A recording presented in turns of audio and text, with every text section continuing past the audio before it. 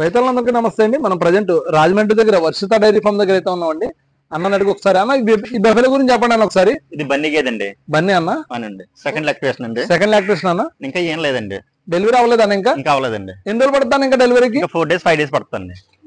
ఇంకా 4 days 5 days పడుతుంది అన్న. అవునండి.